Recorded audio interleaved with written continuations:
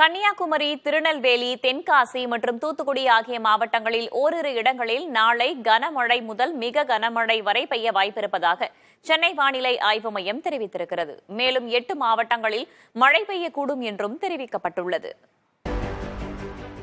கடந்த 24 மணி நேரத்தில் அதிகபட்சமாக கரூர் பரமத்தியில் 38.5 டிகிரி செல்சியஸ் அளவுக்கு, அதாவது 101.3 டிகிரி ஃபாரன்ஹீட் அளவுக்கு வெயில் பதிவாகியிருந்தது.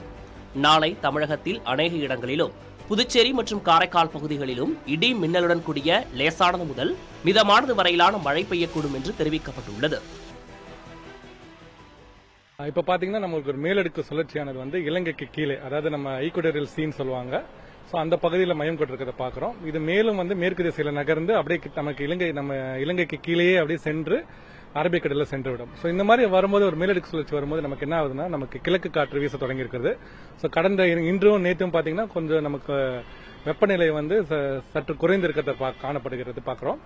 மழையோட தாக்கம் வந்து நாளைக்கு, ஸோ அந்த காற்று வின் கன்வர்ஜன் சொல்லணும், காற்றின் குவிப்பு பார்க்கறது வந்து நாளைக்கு கடலோர மாவட்டங்களில் நாளைக்கு காலையிலேருந்து மழை பெய்யறதுக்கான வாய்ப்பு இருக்கிறத பார்க்குறோம். சென்னை மற்றும் உள் மாவட்டங்கள், வட உள் மாவட்டங்களையும் லேசான மழைக்கான வாய்ப்பு இருக்கிறத பார்க்குறோம். பர்டிகுலரா தென் உள் மாவட்டங்கள், ஸோ எப்பயுமே வந்து ஒரு காற்றழுத்த பகுதியோ இல்லாட்டி ஒரு மேலடுக்கு சுழற்சியோ நமக்கு வந்து குமரிக்கடை கீழே இருந்து நகர்ந்து அரபிக்கடல் போகும்போது அந்த காற்றோட சுழற்சி தென் உள் மாவட்டங்களில் நமக்கு மழையோட தாக்கம் அதிகமாக இருக்கிறத பார்க்குறோம். ஸோ கன்னியாகுமரியா இருக்கட்டும், தென்காசி, தேனி, கன்னியாகுமரி, நெல்லை, விருதுநகர், ஸோ இந்த மாதிரி மாவட்டங்களுக்கு எல்லாமே வந்து கனமழை பெய்யறதுக்கான வாய்ப்பு நாளைக்கு இருக்கிறத பார்க்குறோம். ஸோ இது வந்து ஒரு 2 டேஸ் தான். ஸோ நாளைக்கு, அதாவது டியூஸ்டேல ஆரம்பிச்சு நமக்கு வெனஸ்டே காலையில, வெனஸ்டே இருக்குல்ல, so 12th and 13th, I think 11th and 12th மட்டும் 2 நாளுக்கான மழைக்கான வாய்ப்பு இருக்கிறத பார்க்குறோம். மேலே அது வந்து விலகி செல்லும் போது படிப்படியாக மழையோட தாக்கம் வந்து குறைந்துவிடும். ஸோ உள் மாவட்டங்களுக்கு, தென் உள் மாவட்டங்களில் கனமழை பெய்யறதுக்கான வாய்ப்பு அதிகமாக இருக்கிறத பார்க்குறோம். 12ஆம் தேதியை பொறுத்தவரை தென் தமிழகத்தில் ஒரு சில இடங்களிலும், வட தமிழகத்தில் ஓரிரு இடங்களிலும், புதுவை மற்றும் காரைக்கால் பகுதிகளிலும் ஓரிரு இடத்தில் இடி மின்னலுடன் கூடிய லேசானது முதல் மிதமானது வரையிலான மழை பெய்யக்கூடும் என்றும், கன்னியாகுமரி, திருநெல்வேலி மற்றும் தூத்துக்குடி மாவட்டங்களில் ஓரிரு இடங்களில் கனமழை பெய்ய வாய்ப்புள்ளதாகவும் வானிலை ஆய்வு மையம் கூறியுள்ளது.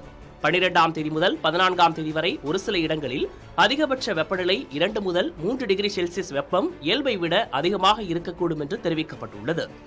சென்னையை பொறுத்தவரை 11ஆம் தேதி வானம் ஓரளவு மேகமூட்டத்துடன் காணப்படும் என்றும், நகரின் ஒரு சில பகுதிகளில் இடி மின்னலுடன் கூடிய லேசானது முதல் மிதமானது வரையிலான மழை பெய்ய வாய்ப்புள்ளதாக தெரிவிக்கப்பட்டுள்ளது.